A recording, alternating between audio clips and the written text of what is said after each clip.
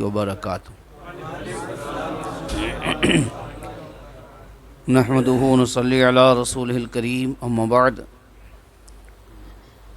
فاعوذ باللہ من الشیطان الرجیم، بسم اللہ الرحمن الرحیم۔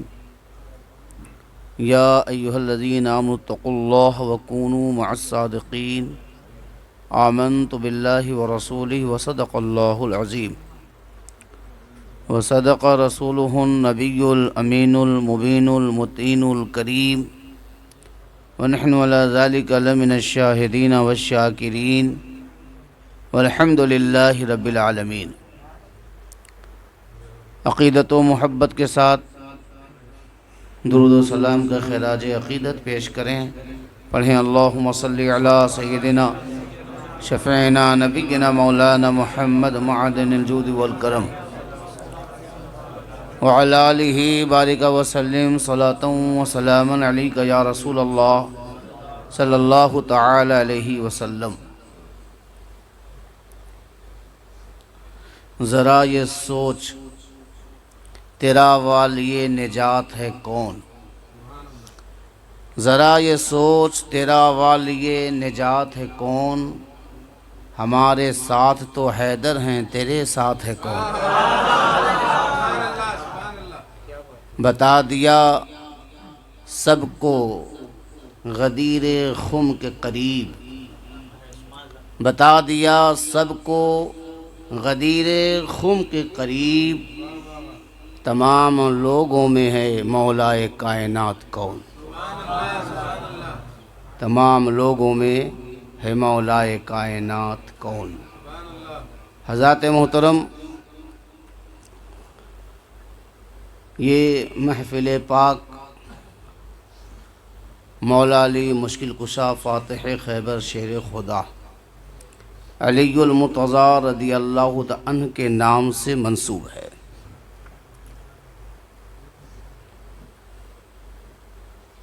اس تعلق سے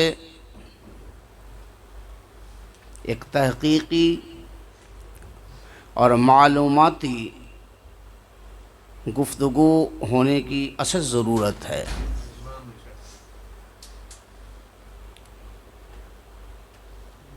اس لیے کہ آج جس ہم دور سے گزر رہے ہیں، ہر دن ایک نیا فتنہ جنم لے رہا ہے، ایک نئے طرز کی زندگی تلاش کر رہے ہیں، اور طرح طرح کے خیالات ابھرتے ہوئے نظر آ رہے ہیں۔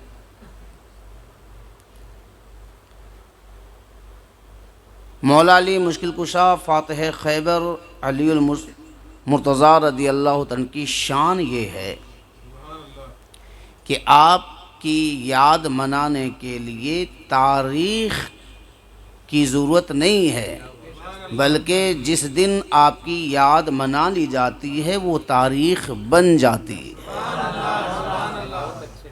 جس دن آپ کی یاد کی محفل قائم کر لی جائے وہ دن تاریخی دن ہو جاتا ہے۔ شروع زمانے میں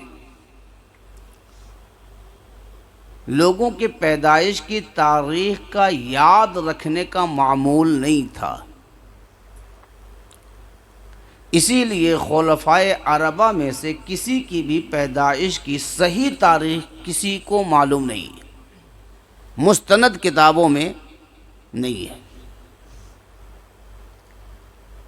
یہاں تک کہ ہمارے نبی کریم صلی اللہ تعالی وسلم جب فرش گیتی پر آئے، چونکہ خشک سالی تھا، قحط سالی تھا، ہر طرف فاقہ کشی کا ماحول تھا، جب میرے نبی تشریف لائے تو فاقہ کشی ختم ہو گئی، ہریالی میں علاقہ بدل گیا، خشک سالی ختم ہو گئی، تنگ دستی ختم ہو گئی، اور ابر باران برسنے لگا۔ خوشحالی جب ہو گئی تو اس لیے میرے نبی صلی اللہ علیہ وسلم کے آمد کا جو سال تھا اسے ربیع کے نام سے یاد کیا جانے لگا۔ تو یہ بات طے ہو گئی کہ ہمارے نبی صلی اللہ تعالی وسلم اس مہینے میں تشریف لائے، لیکن نبی صلی اللہ تعالی وسلم کی پیدائش کے تاریخ میں بھی اختلاف ہے۔ بعض نے کہا 8، بعض نے کہا 12، بعض نے کہا 10، بعض نے کہا 15، بعض نے کہا 17، کئی تاریخیں ہیں، لیکن چونکہ جمہور علماء کا اس پر اتفاق ہو گیا کہ نبی کریم صلی اللہ علیہ وسلم کی پیدائش کی تاریخ 12 ربیع النور ہے۔ اس کے بعد اب آپ اندازہ لگائیں، نبی مکرم صلی اللہ تعالی وسلم کی پیدائش کی تاریخ میں اختلاف۔ آپ صدیق اکبر رضی اللہ تعالیٰ کی پیدائش کی تاریخ آپ مستند کتابوں میں نہیں دیکھیں گے۔ فاروق اعظم رضی اللہ تعالیٰ کی تاریخ پیدائش مستند کتابوں میں نہیں ہے، نہ عثمان غنی رضی اللہ تعالیٰ کی ہے، نہ علی المرتضیٰ رضی اللہ تعالیٰ عنہ کی ہے۔ یہاں تک کہ حضور صلی اللہ علیہ وسلم کی جو ازواج مطہرات ہیں ان میں سے کسی کی بھی یوم پیدائش تاریخ معلوم نہیں۔ بعد میں حضرت علی رضی اللہ عنہ کی جو 13 رجب المرجب تاریخ ہے، یہ اہل سنت الجماعت کے کسی بھی مستند کتاب میں درج نہیں، لیکن یہ بات تو طے ہے کہ جس دن حضرت علی رضی اللہ عنہ کے نام کی مجلس ہم قائم کر دیتے ہیں تو مولا علی کی شان تاریخ کی محتاج نہیں ہے، جس دن ہم منا لیں وہ تاریخ بن جاتی ہے۔ اگر کوئی 13 رجب المرجب کو مناتا ہے جس میں کوئی مذائقہ بھی نہیں ہے، لیکن علمی، عملی اور روحانی اعتبار سے چونکہ ہم اہل سنت الجماعت کے ماننے والے ہیں تو ہمیں علمی معیار اپنا قائم رکھنا چاہیے تاکہ ہم لوگوں کو یہ باور کرا سکیں کہ ہم منا رہے ہیں، لیکن جب ہمارے سلف صالحین نے متعین نہیں کیا تو ہم نے بھی متعین نہیں کیا ہے۔ آپ منا رہے ہیں، ہم آپ کے ساتھ ہیں، کل آپ منائیں، ہم آپ کے ساتھ ہیں۔ جہاں نام علی المرتضیٰ کا آئے گا وہاں مومن ضرور ساتھ رہے گا۔ تو پھر 13 رجب آیا کہاں سے؟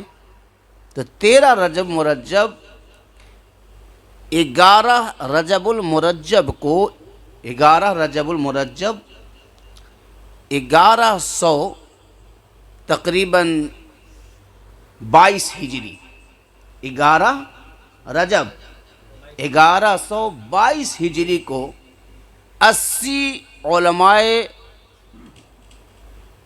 شیعوں کے 80 علماءوں کو بیٹھ کر میٹنگ کی گئی، اور میٹنگ کرنے کے بعد یہ طے کیا گیا کہ حضرت علی کرم اللہ وجہ الکریم کی تاریخ پیدائش کا ایک تعین کیا جائے تاکہ اس دن ہم مولا علی مشکل کشا کی تاریخ منائیں۔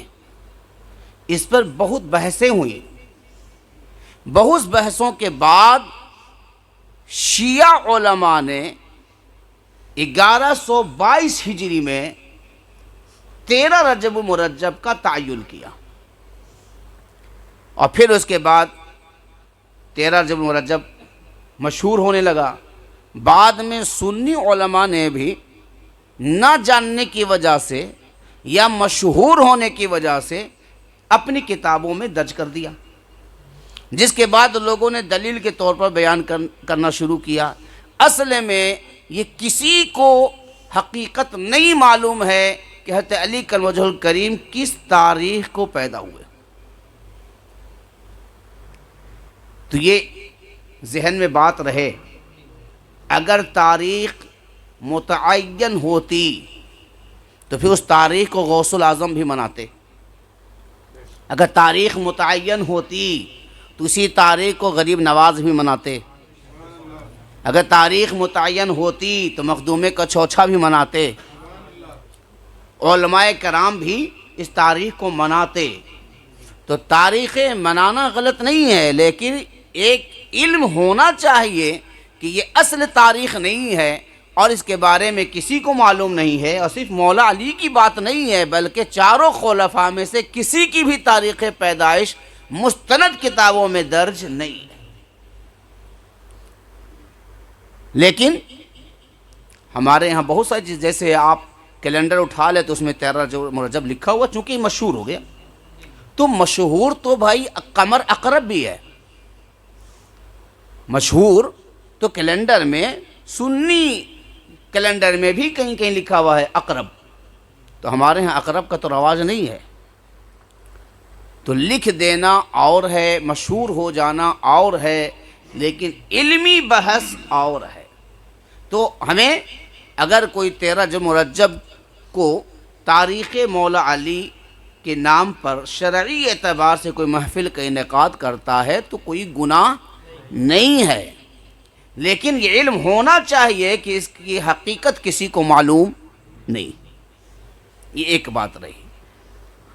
اب رہی بات مولا علی مشکل کشا فاتح خیبر شیر خدا علی المرتضیٰ رضی اللہ عنہ کی یاد کس طریقے منائی جائے؟ جس کی ہم یاد منا رہے ہیں وہ کس طریقے سے منانے سے خوش ہوں گے، اس کا بھی خیال ضروری ہے۔ جو مولا علی شریعت پر اتنے سختی سے عمل کرنے والے ہوں، انہی کی تاریخ اگر شریعت کے خلاف منائی جائے تو کیا مولا علی خوش ہوں گے؟ جو مولا علی نماز میں محویت کا یہ عالم تھا کہ اگر تیر اگر چبھ جائے اور کسی حال میں نکلنا مشکل نہ ہو، تو بعض نے یہ فیصلہ کیا کہ علی کے زانوں سے تیر نکالنا آسان نہیں ہے، ہاں لیکن اگر وہ نماز میں داخل ہو جائیں تو پھر نکال لینا آسان ہے۔ یعنی نماز کی محویت کا یہ عالم تھا کہ جب وہ اللہ رب العزت کی بارگاہ میں کھڑے ہوتے اور سجدہ ریز ہو جاتے تو آپ کے پیٹھ سے، آپ کے زانوں سے تیر نکال لیا جاتا اور آپ کو اس کی خبر بھی نہ ہوتی۔ یہ محویت کا عالم تھا۔ آپ شریعت کے ایسے پابند، آپ شریعت پر اس طریقے سے عمل کرنے والے تھے کہ آپ کے زمانے میں کسی کی مجال نہیں کہ سرے منہ شریعت سے بغاوت کرے، کسی کی ہمت نہیں۔ تو جو علی المرتضیٰ شریعت پر اس سختی سے پابندی کرنے والے، انہی کی یاد میں شریعت کی دھنجیاں اڑائی جائیں، انہی کی یاد میں بے راہ روی اختیار کیا جائے، انہی کی یاد میں ہم شریعت سے کھلواڑ کریں۔ حضرت علی رضی اللہ تعالیٰ عنہ ہوں یا دنیا کا کوئی بشر، انبیاء ہوں، رسول ہوں، اولیاء ہوں، ان کی تعریف کے اعلیٰ درجے کا معیار یہ ہے کہ ان کے لیے یہ ثابت کیا جائے کہ وہ اللہ کے کتنے اچھے بندے ہیں۔ بندگی سے پتہ چلے گا کہ یہ ان کا معیار کیا ہے، ان کا مقام کیا ہے۔ جتنا اچھا بندہ اتنا اچھا آدمی، اس کا مقام و مرتبہ اس کی بندگی سے پتہ چلے گا۔ میرے نبی صلی اللہ علیہ وسلم اس فرش گیتی پر کل انسانوں میں آپ خیر البشر ہیں، تو جب خیر البشر ہیں اس کا معیار یہ ہے کہ آپ اللہ کے سب سے اچھے بندے ہیں،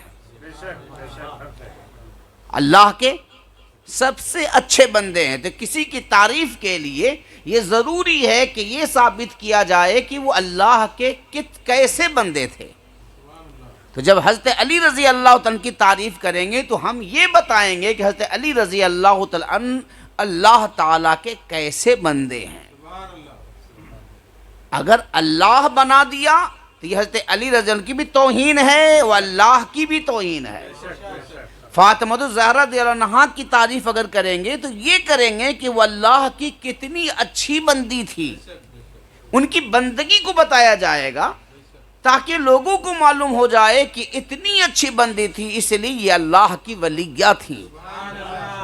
لیکن اگر فاطمہ زہرا کو اگر خدا سے ملا دیا جائے، معاذ اللہ خدا کہہ دیا جائے، تو یہ فاطمہ الزہرا کی شان کی توہین بھی ہوئی کہ وہ تو بندی تھی، آپ نے اسے خدا بنا دیا، اور خدا کی بارگاہ میں بھی توہین یہ ہوئی کہ آپ نے اللہ کے ساتھ شرک کیا، اللہ کے ساتھ شرک کیا۔ سننے میں آیا کہ کل کوئی قوالی کا کسی نے محفل قائم کیا، اور اس میں اکثر جاہل لوگ بیٹھے تھے۔ قوالی کا ایک اصول ہے، حالانکہ مختلفی مسائل ہے، کہ ایک یہ ہے کہ مزامیر کے ساتھ قوالی ناجائز ہے، بعض خانقاہوں میں قوالی کا رواج ہے، تو دونوں چیزیں ہیں۔ تو اگر قوالی کا جہاں رواج ہے وہاں بھی اس کا اصول ہے کہ قوالی جب ہو تو قوالی اس وقت تک قائم نہیں ہوگی جب تک شیخ موجود نہیں ہوگا۔ شیخ کا موجود ہونا ضروری ہے، تاکہ شیخ اشعار کو بھی سمجھے گا اور آپ کے یعنی سننے والے کو حال کو بھی دیکھے گا، تو وہاں اشعار سمجھنا بھی پڑتا ہے اور حال دیکھنا بھی پڑتا ہے۔ تو قوالی کے لیے ضروری ہے کہ شیخ موجود ہو، لیکن قوالی کو تو لوگوں نے اپنے نفس کا بازار بنا لیا ہے کہ چار لونڈے کھڑے ہو گئے اور فاسق و فاجر کو بلا لیا، جسے نہ اردو کی تمیز ہے، نہ اس کے لہجے کی تمیز ہے، نہ اس کے مخارج کی تمیز ہے، نہ نماز نہ روزہ، کچھ بھی نہیں، اور وہ جو چاہے بک رہا ہے، اور چار جو ایسے لوگ جن کو نہ نماز کی فکر ہے کہ نہ روزے کی فکر ہے نہ شریعت کی فکر ہے، وہ اچھل رہے ہیں۔ تو یہ قوالی نہیں، یہ قوالی کا مذاق ہے۔ اور جو شخص ایسے قوال کے محفل میں بیٹھے جو شرکیہ کلمہ کہے، شرکیہ جملہ بکے، اس میں اگر آپ شامل ہیں اور آپ نے اسے اچھا سمجھا، واہ واہی کیا، تو آپ مشرک ہو گئے، آپ پر توبہ واجب ہے، توبہ کے بعد کلمہ پڑھنا واجب ہے، اور صحیح سمجھ کر واہ واہی کیا شرک لفظ پر، تو اگر آپ شادی شدہ ہیں تو پھر سے آپ کو نکاح کرنا ہوگا، اور اگر مرید ہیں تو پھر سے مریدی ٹوٹ گئی، پھر سے آپ کو مرید ہونا پڑے گا۔ آپ نے اسلام کو کھیل سمجھ لیا ہے، جس کو بھی چاہا بیٹھا دیا اور آپ بھی چاہاں بیٹھ گئے، اور جس سے چاہا سن لیا۔ اب آپ اندازہ لگائیں کہ قوال اگر مولا علی کے بارے میں شان میں کچھ پڑھ رہا ہے تو آپ کھڑے ہو کے 10 20 ہزار اس پر ڈال رہے ہیں، اور ایک نعت خواں پڑھ رہا ہے وہاں آپ 10 روپے بھی نہیں دے رہے ہیں، جہاں قاری تلاوت کر رہا ہے قرآن پڑھ رہا ہے وہاں آپ سے 100 روپے نہیں نکلتا ہے، ایک مقرر شان علی بیان کر رہا ہے اس پر آپ کے 50 روپے نکل رہا ہے۔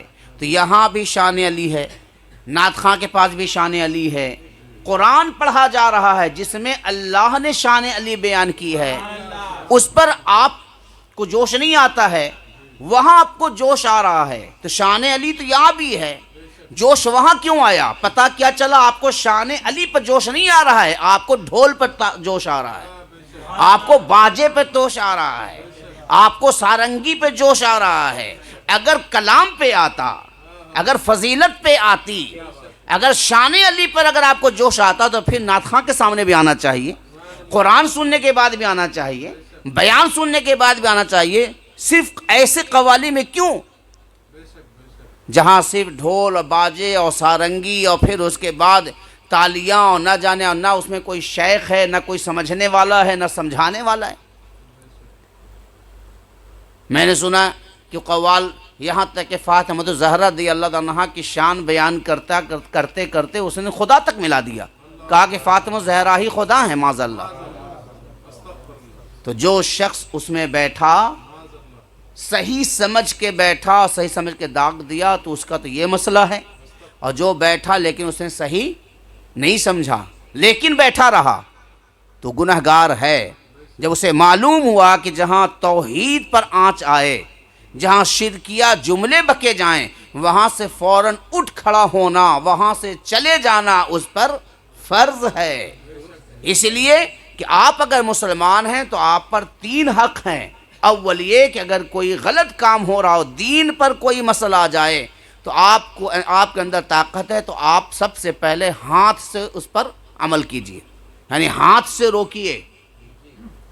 اگر آپ کو ہاتھ سے روکنے کی طاقت نہیں ہے تو زبان سے روکیے، منع کیجیے، اور اگر زبان سے بھی طاقت نہیں ہے تو دل سے برا مانیے، اور دل سے برا ماننے کی نشانی یہ ہے کہ آپ اس جگہ نہیں بیٹھ سکتے بلکہ جہاں برائی ہو رہی ہے وہاں سے اٹھ کر چلے جائیے۔ تو آپ اندازہ لگائیں کہ آج کے دور میں ہم اپنے سلف صالحین کی یاد بھی ان کی شان میں گستاخی کر کے منا رہے ہیں، اسی لیے ہم پر وہ فیوز و برکات کی بارشیں نہیں ہو رہی ہیں جو پہلے فیوز و برکات کی بارشیں ہوتی تھیں۔ مولا علی مشکل کشا شریعت کے ایسے پابند کہ ایک شخص نے چوری کی، بارگاہ علی میں یہ کیس آ گیا، ملزم کو بلایا گیا۔ جب ملزم کو بلایا گیا حضرت علی رضی اللہ عنہ سے سوال کیا تو اس نے اقرار کر لیا کہ میں نے چوری کی۔ مولا علی نے جو شرعی فیصلہ تھا حد آپ نے جاری کیا اور کہا کہ اس کا ہاتھ کاٹ دیا جائے۔ اس کا ہاتھ کاٹ دیا گیا، ہاتھ کٹ گیا۔ وہ باہر گیا، اپنے گھر جا رہا تھا کہ راستے میں حضرت سلمان فارسی رضی اللہ تعالیٰ عنہ آ رہے تھے اور ایک صحابی رسول ساتھ میں اور آ رہے تھے، دونوں صحابی آ رہے تھے۔ حضرت سلمان فارسی رضی اللہ تعالیٰ نے اس سے پوچھا کہ بھائی تمہارے ساتھ یہ کیا ہوا، ہاتھ کٹ گئے؟ تو اس نے کہا کہ میں نے چوری کی تھی اور میں نے اقرار کیا، تو اس لیے میرے لیے امیر المومنین، خلیفۃ المسلمین، امام المتقین، علی المرتضیٰ نے ہمارے حق میں یہ فیصلہ سنایا اور میرا ہاتھ کاٹ دیا۔ حضرت سلمان فارسی رضی اللہ عنہ نے اس شخص کے اس جملے پہ بڑا تعجب کیا، کہا اے شخص تو کمال کا ہے کہ تمہارے ہاتھ کاٹے گئے ہیں اور تم علی کا نام اس لقب کے ساتھ لے رہے ہو، امیر المومنین، خلیفۃ المسلمین، امام المتقین، حالانکہ ایسے حالت میں تمہارا صرف نام لینا ہی کافی تھا۔ خلیفہ وقت نے کاٹ دیا، حد جاری ہو گئی، لیکن یہ بتانے کے لیے کہ میرا ہاتھ حضرت علی نے کاٹا ہے تو تم نے امیر المومنین بھی کہا، امام المتقین نے بھی کہا، امام الادقیاء بھی کہا، اور سارے آداب کے ساتھ تعظیم و تکریم کے ساتھ نام لیا۔ اس کی وجہ کیا ہے؟ تو اس نے کہا کہ اصل مسئلہ یہ ہے کہ میں حضرت علی رضی اللہ تعالیٰ عنہ سے اعلیٰ درجے کی محبت کرنے والا ہوں۔ میں حضرت علی رضی اللہ عنہ سے اعلیٰ درجے کی محبت کرنے والا ہوں، اور یہ بات حضرت علی المرتضیٰ کو بھی معلوم ہے کہ یہ مجھ سے بے پناہ محبت کرنے والا ہے، لیکن جب میں نے چوری کی تو اس محبت کا انہوں نے لحاظ نہ کیا بلکہ نبی مکرم کی محبت کا لحاظ کیا، اللہ کی محبت کا لحاظ کیا، شریعت کی محبت کا لحاظ کیا، میری محبت کا لحاظ نہ کیا اور میرا ہاتھ کاٹ دیا۔ میں ان سے بہت خوش ہوں کہ انہوں نے مجھے میرا ہاتھ کاٹ کر اللہ کے عذاب سے بچا لیا ہے، اللہ کے عذاب سے بچا لیا ہے، اس لیے میں ان کا ادب کرتا تھا، کر رہا ہوں اور آخری دم تک کرتا رہوں گا۔ حضرت سلمان فارسی رضی اللہ تعالیٰ عنہ اس جملے کا بڑا اثر پڑا ان پر۔ حضرت سلمان فارسی رضی اللہ عنہ اشعث کرنے لگے کہ اس شخص کے سینے میں جذبات دینی کتنا ہے، اس کے دل میں علی مرتضیٰ کی محبت کے ساتھ ساتھ شریعت کی پاسداری کیا ہے کہ ہاتھ کٹ گئے ہیں اور اس کے بعد اس لہجے اس محبت میں بات کر رہا ہے۔ بارگاہ مولا علی میں جب سلمان فارسی رضی اللہ عنہ حاضر ہوئے تو اس نوجوان کی بات کہی کہ راستے میں جس کا ہاتھ آپ نے کاٹا ہے وہ ملا تھا، اور جب میں نے اس سے پوچھا تو اس نے یہ کہا، اور جب میں نے کہا کہ تم نے ایسے موقع پر بھی تعظیم و تکریم کا کوئی جملہ نہیں چھوڑا تو اس نے یہ کہا کہ حضرت علی نے میرا ہاتھ کاٹ کر اللہ کے عذاب سے بچا لیا ہے، اس لیے محبت پہلے سے زیادہ بڑھ گئی ہے۔ انہوں نے میرے اس محبت کا لحاظ نہیں کیا بلکہ شریعت پر عمل کیا۔ حضرت علی رضی اللہ تعالی نے جب دیکھا کہ اس کے دل میں جوش دینی یہ ہے اور اس کے سینے میں اللہ و رسول کی محبت کا عالم یہ ہے، اس کے دل میں فیصلے کا استقبال کا عالم یہ ہے، تو حضرت علی رضی اللہ تعالی نے کہا کہ اس نوجوان کو بلاؤ۔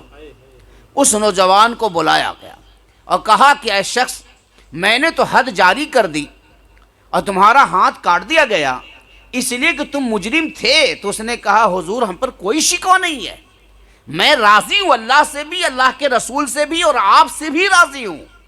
کہا لیکن تیرے دل میں یہ جو محبت ہے، اس محبت کا بدلہ میں دینا چاہتا ہوں، اس محبت کا بدلہ دینا چاہتا ہوں۔ حضور کیا دیں گے؟ کہا کہ وہ جو ہاتھ کٹا ہے وہ کٹا واپس کر، وہ جو ہاتھ کٹا ہے پھر سے مجھے دے۔ وہ جو ہاتھ جو کٹ گیا تھا حضرت علی نے اپنے ہاتھ میں لیا، لینے کے بعد جہاں سے کٹا تھا وہاں جوڑا، جوڑنے کے بعد آپ کے پاس ایک رومال تھا، ایک رومال کو لپیٹ دیا، ایک ردا تھا، ایک چادر تھی، لپیٹ دیا، اور لپیٹنے کے بعد بارگاہ خدا میں دعا کرنے لگے، پروردگار یہ تجھ سے بھی محبت کرتا ہے، تیرے رسول سے بھی محبت کرتا ہے، اور یہ بندہ علی سے بھی محبت کرتا ہے، اے اللہ اس کے ہاتھ کو ٹھیک کر دے۔ دعا کر رہے تھے کہ اتنے میں غیب سے آواز آئی، ارفع الرداء عن الید، اے علی اس کے ہاتھ سے اپنے چادر کو ہٹاؤ، ارفع الرداء عن الید، اس کے ہاتھ سے ردا کو ہٹاؤ، قدب یریتی عن اللہ تعالی، اللہ تعالی کے فضل سے اس کا ہاتھ جڑ چکا ہے۔ یہ مولا علی ہیں۔ جب آپ شریعت پر قائم رہ کر حضرت علی سے محبت کریں گے تو کٹے ہاتھ بھی مل جاتے ہیں، شریعت پر عمل کرتے ہوئے علی سے محبت کریں گے تو کھوئی ہوئی آنکھ بھی مل جاتی ہے۔ حضرت علی رضی اللہ تعالیٰ کی شان یہ ہے کہ شریعت پر قائم رہتے ہوئے علی سے محبت کریں تو حضرت علی رضی اللہ تعالیٰ عنہ سے یہاں بھی ملنے کی امید ہے، وہاں بھی ملنے کی امید ہے۔ اس لیے میرے آقا کریم صلی اللہ تعالی وسلم نے فرمایا، لوگوں جانتے ہو ہماری مثال کیا ہے؟ ہم ایک درخت کی طرح ہیں۔ کیا ارشاد فرمایا؟ ہم ایک درخت کی طرح ہیں۔ حضرت آقا دو جہاں نے فرمایا میں جڑ، کیا فرمایا؟ میں جڑ، علی شاخ، فاطمہ تنا، فاطمہ تنا، حسن و حسین اس کی شاخیں ہیں، حسن حسین اس کی شاخیں ہیں۔ جب کہا میں جڑ، علی تنا، فاطمہ شاخ، اور علی، ہاں علی اس درخت کے پھول ہیں، علی اس درخت کے پھول ہیں، تو حضرت علی رضی حسن حسین اس درخت کے پھول ہیں۔ تو کہا یا رسول اللہ، یا رسول اللہ جو ہم سے محبت کرنے والے ہیں وہ کیا ہیں؟ تو کہا اس درخت کے پتے، اس درخت کے پتے ہیں۔ پھر آقا صلی اللہ علیہ وسلم نے ارشاد فرمایا، اے علی جانتے ہو یہ ہم پانچوں سے محبت کرنے والے یہ جو پتے ہیں ہم یوں ہی جنت میں داخل ہو جائیں گے، یعنی ہم پتوں کو جھاڑ کر نہیں جائیں گے بلکہ یہ مکمل درخت پتوں کے ساتھ جنت میں داخل ہو جائے گا۔ تو جو آقا سے محبت کرے، علی المرتضیٰ سے محبت کرے، فاطمہ الزہرا سے محبت کرے، علی المرتضیٰ سے محبت کرے، حسنین کریمین سے محبت کرے، اللہ رب العزت ان پانچوں کی محبت کی وجہ سے ان پانچوں کے ساتھ جنت عطا فرمائے گا۔ ایک جگہ تو میارے نبی صلی اللہ علیہ وسلم نے یہ بھی ارشاد فرمایا کہ مجھ سے جو محبت کرنے والے ہوں گے میدان محشر میں جب کہ لوگ ہمہ ہمی کے عالم میں ہوں گے وہ ہمارے ساتھ دسترخوان پر مہمان بنے کھانا کھا رہے ہوں گے۔ جو ہم پانچوں سے محبت کرے گا وہ دسترخوان پر ہمارے ساتھ مہمان بنے کھانا کھا رہے ہوں گے۔ اور آگے ایک جملہ میرے نبی نے فرمایا یہاں تک کہ حساب ہو چکا ہوگا، کھانا کھا رہے ہوں گے، یہاں تک کہ حساب ہو چکا ہوگا۔ معنی کیا ہے کہ یہ ابھی کھانا کھا کر اٹھے بھی نہیں ہوں گے، میدان محشر کا دفتر لپیٹ دیا گیا ہوگا۔ معنی یہ ہے کہ ان پانچوں سے صحیح محبت کرنے والا بغیر حساب کے اللہ اسے جنت عطا فرمائے۔ یہ تو کھانا کھا رہے ہوں گے، وہاں حساب ہو رہا ہوگا، اور یہاں کھانا کھا کے اٹھے بھی نہ ہوں گے کہ وہاں سب کا حساب ہو چکا ہوگا۔ پتہ کیا چلا؟ صحیح محبت کی ضرورت ہے۔ ہر کوئی محبت کا دعویٰ کر رہا ہے، ہر کوئی محبت کا دعویٰ کر رہا ہے۔ ہمارے نبی صلی اللہ تعالی وسلم نے جو بیان فرمایا، ارشاد فرما دیا تھا کہ علی تمہاری مثال جو ہے عیسیٰ روح اللہ جیسی ہے، کہ جیسے عیسیٰ روح اللہ، عیسیٰ علی نبی علیہ الصلوۃ والسلام کے تعلق سے دو گروہ پیدا ہو گئیں۔ ایک نے اتنی محبت جتائی کہ آپ کو اللہ و اللہ کا بیٹا کہہ دیا، اور معاذ اللہ ایک نے اتنی دشمنی کی کہ آپ کو قتل کرنے کا ارادہ کیا، وہ اللہ تعالیٰ نے حفاظت فرمائی اور آسمان پہ اٹھا لیا۔ لیکن دشمن بھی ہوئے اور محب بھی ہوئے، لیکن غیر شرعی محب ہوئے۔ اللہ کا بیٹا کہہ دیا، تمہاری مثال ویسی ہی ہے۔ تو ایک جو محبت میں غلو کرنے والے ہیں، غلو کے معنی کیا ہوتا ہے؟ ایک ہوتا ہے بڑھا دینا۔ تو حضرت علی رضی اللہ عنہ کی محبت اور ان کی فضائل میں ہم بڑھا تو نہیں سکتے ہیں، اس لیے کہ ہماری اوقات ہی نہیں ہے کہ ہم اتنا بیان کر دیں جتنی ہے۔ جب جتنی ہے اتنی ہم بیان نہیں کر سکتے فضیلت، تو بڑھانے کا تو سوال ہی نہیں ہے۔ تو غلو کے معنی یہ ہوتا ہے کہ جو فضیلت نہیں ہے اپنی طرف سے بیان کر دینا۔ معیار ہونا چاہیے۔ حضرت علی رضی اللہ عنہ اللہ کے بندے ہیں، تو اب بندگی میں چاہے ان کا مقام مرتبہ بہت بلند ہو سکتا ہے، لیکن بندگی میں بندگی کو اگر چھوڑ دیں گے تو پھر یہ گناہ ہے۔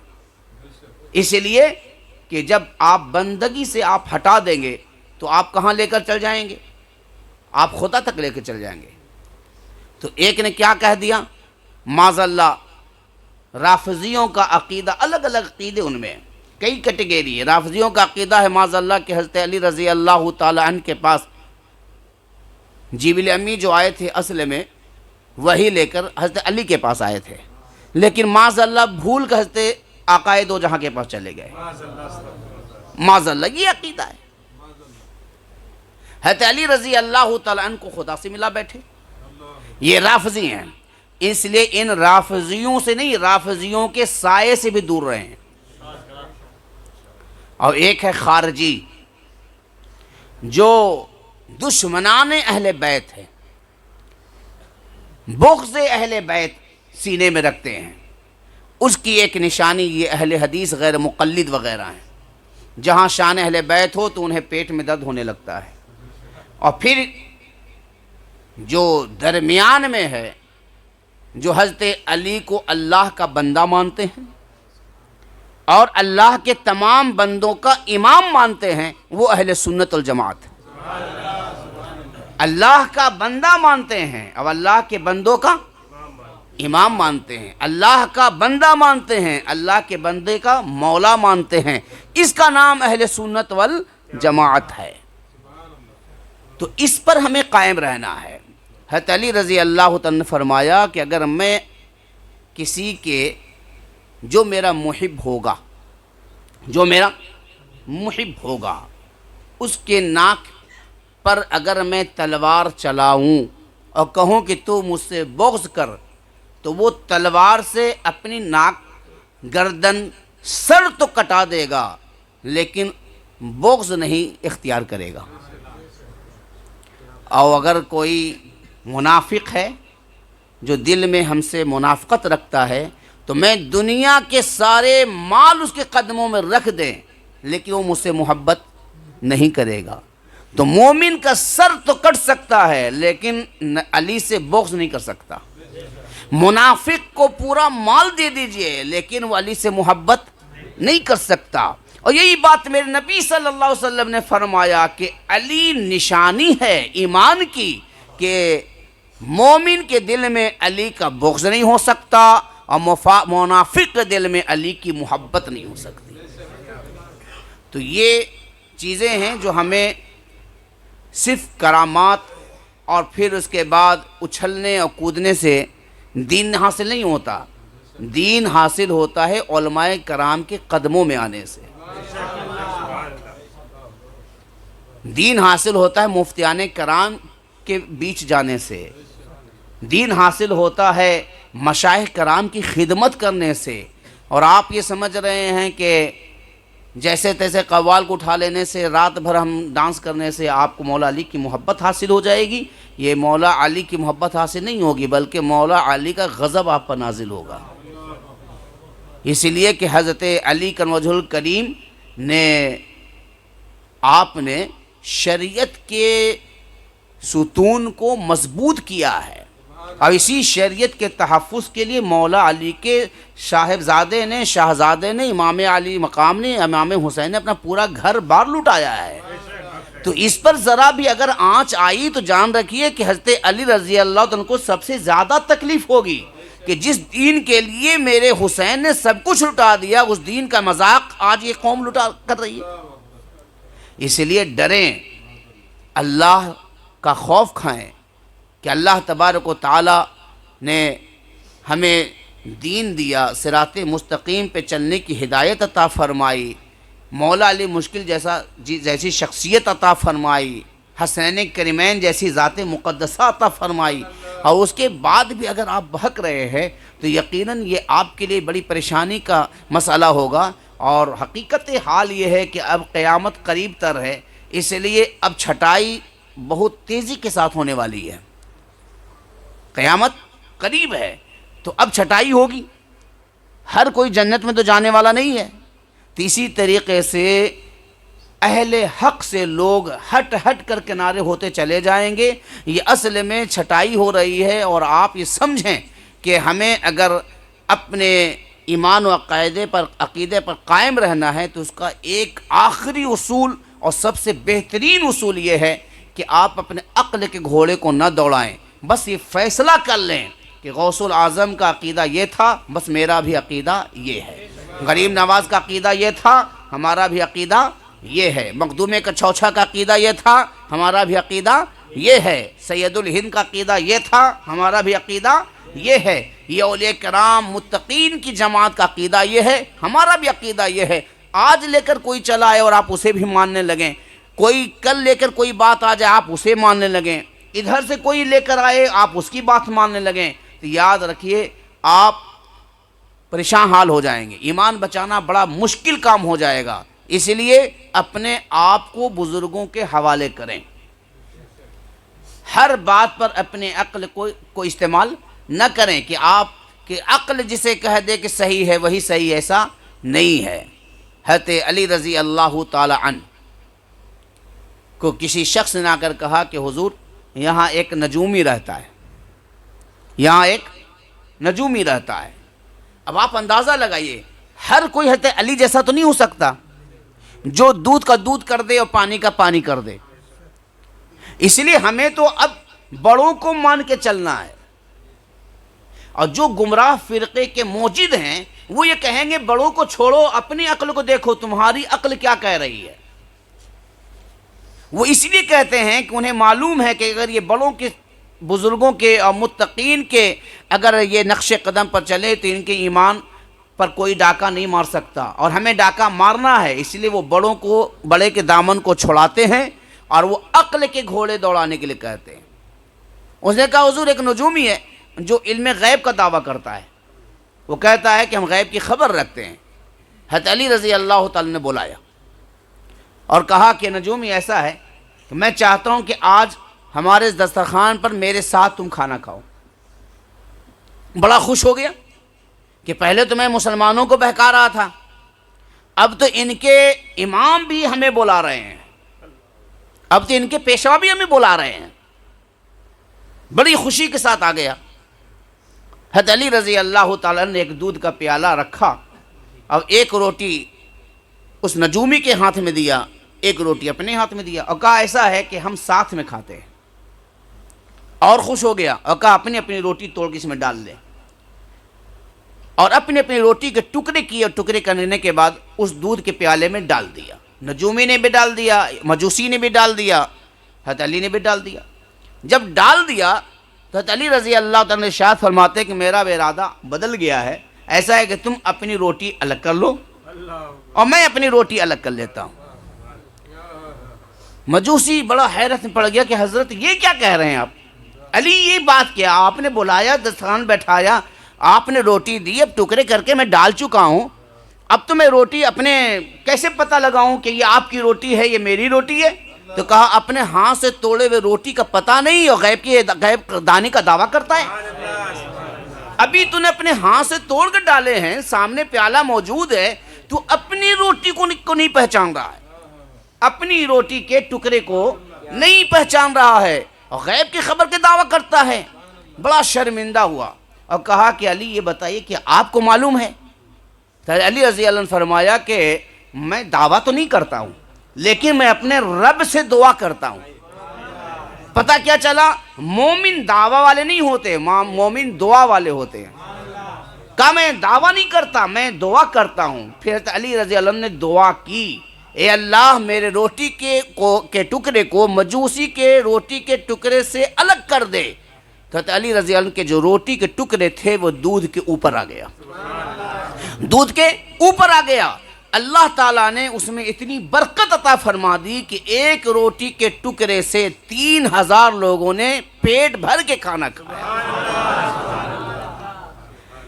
مقصد یہ ہے کہ حضرت علی تھے جنہوں نے پہچان لیا اور پہچان کرا بھی دیا۔ آج آپ کے پاس کوئی آ جائے تو کیا آپ کے پاس یہ طاقت ہے پہچاننے کی؟ آپ کے پاس یہ کرامت کی طاقت ہے؟ نہ پہچان سکتے ہیں نہ پہچان کروا سکتے ہیں۔ تو اب کیا ہے؟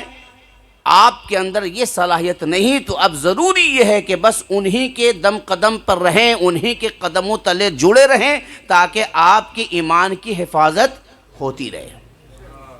حضرت علی المرتضیٰ رضی اللہ تعالیٰ عنہ کی شان یہ ہے کہ فاطمۃ الزہرا رضی اللہ تعالیٰ عنہ نے بارگاہ مصطفیٰ میں عرض کیا، یا رسول اللہ صلی اللہ علیہ وسلم شب جمعہ ہے، میں رات بھر اللہ کی عبادت کرتی رہی اور میں نے علی کو دیکھا کہ وہ آرام کر رہے ہیں۔ حضرت علی آرام کر رہے ہیں، شب جمعہ ہے اور آرام کر رہے ہیں، میں عبادت کر رہی تھی۔ آقا کریم صلی اللہ تعالی وسلم نے ارشاد فرمایا، فاطمہ علی کے معاملے کو علی پر چھوڑ دو، علی کی روح آسمانوں پر سیر کرتی ہے، بظاہر علی بستر پر آرام کرتے ہیں، روح علی عبادت میں مستغرق رہتی ہے۔ تو مقام علی یہ ہے، تو مقام علی اگر جاننا ہو، فضیلت علی اگر جاننا ہو تو اہل سنت جماعت کے علماء سے سنیں، قوال نہیں بتائیں گے، قوال جھومنے جھمانے کا کام کریں گے، سمجھ گئے؟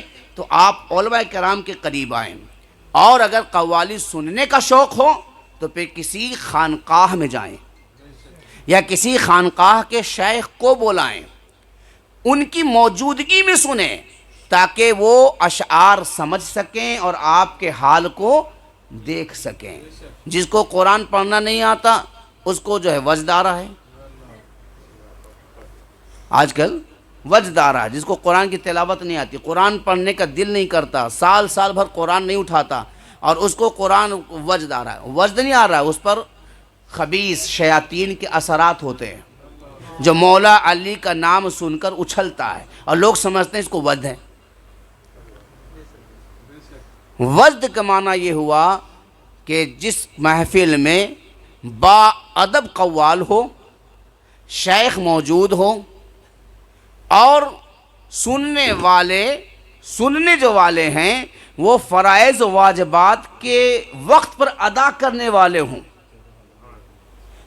اللہ تعالیٰ کی خشیت ان کے دل میں ہو، نبی کی محبت ہو۔ اب وہ اللہ و رسول کی جب بات سنتا ہے، اللہ کے ولیوں کی جب بات سنتا ہے تو کوئی بات اس کے دل پر جا کر تیر کے جیسے لگتی ہے، اور وہ تیر کے جیسے جو بات لگ جاتی ہے اس سے جو کیفیت طاری ہوتی ہے اس کو وجد کہتے ہیں، اور اس کیفیت کے بعد وہ آپے میں نہیں رہتا، وہ بے خود ہو جاتا ہے۔ اگر آپ اسے تلوار سے کاٹ بھی دیں تو اسے اپنے حال کا خبر نہیں ہوتا، یہ وجد ہے۔ اس لیے آپ تمامی حضرات اس دور فتن میں اپنے آپ کو بچانے کے لیے کوشش کریں اور ایسی محافل میں نہ جائیں جہاں کوئی مستند آدمی نہ ہو، چاہے کوئی شیخ ہو، مستند پیر ہو یا پھر کوئی عالم ہو، ایسی محفل میں بیٹھے۔ یہ نہیں کہ اپنے مرضی سے جس کو چاہا بلا لیا اور جس سے چاہا سن لیا اور رات بھر ادھم مچایا اور آپ نے سمجھ لیا کہ ہم نے آج یوم علی منایا۔ آپ یوم علی نہیں منایا، آپ نے یوم النفس منایا، اپنے نفس کا دن منایا ہے۔ آپ نے ایک مجلس قائم کر کے آپ نے رات کو جو ہے یوں ہی آپ نے کوئی رات منا لی ہے۔ حضرت علی کے نام سے منسوب نہ کریں، حضرت علی کے نام سے اگر کوئی رات منسوب کریں تو پھر وہ رات ایسی ہونی چاہیے کہ شرع کے مطابق نعت و منقبت کی محفل ہونی چاہیے اور اس میں کوئی ایسے کام نہیں ہونے چاہیے جو شرع کے خلاف ہو۔ اللہ تبارک و تعالی ہمیں شرعی حدود میں رہ کر تمام محافل کرنے کی توفیق رفیق عطا فرمائے۔ وآخر دعوانا الحمدللہ رب العالمین۔ السلام علیکم ورحمۃ اللہ وبرکاتہ۔ یا اللہ بنبوتک یا سیدی یا رسول اللہ وبولایتک یا علی یا علی یا علی وذل ولایتک یا غوث یا غوث یا غوث۔ تو آج جو ہے نعت علی آپ لوگ یاد کر لیں، کریں گے یاد ہے نا؟ آج نعت علی یاد کر لیں تاکہ یوم علی کا صحیح استعمال ہو جائے۔ پڑھیں نعت علیم مظہر العجائب، نعت علیم مظہر العجائب، نعت علیم مظہر العجائب تجدہ اونا لک فی النوائب، نعت علیم مظہر العجائب تجدہ اونا لک فی النوائب، نعت علیم مظہر العجائب تجدہ اونا لک فی النوائب، نعت علیم مظہر العجائب تجدہ اونا لک فی النوائب، نعت علیم مظہر العجائب تجدہ اونا لک فی النوائب، کل ہم وغم سینجلی بفضل یا اللہ بنبوتک یا رسول اللہ وبولایتک یا علی یا علی یا علی۔ سلسلہ قادریہ میں یہ اضافہ ہے، وذل ولایتک یا غوث یا غوث یا غوث۔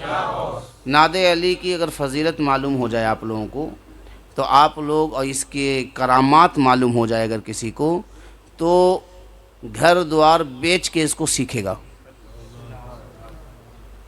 اس کی زکوٰۃ اگر کوئی نکال دے اور نکالنے کے بعد صرف ایک بار صرف نعت علی کسی جنگل میں پڑھ دے تو جنگل سے سارے شیاطین بھاگ نکلیں گے۔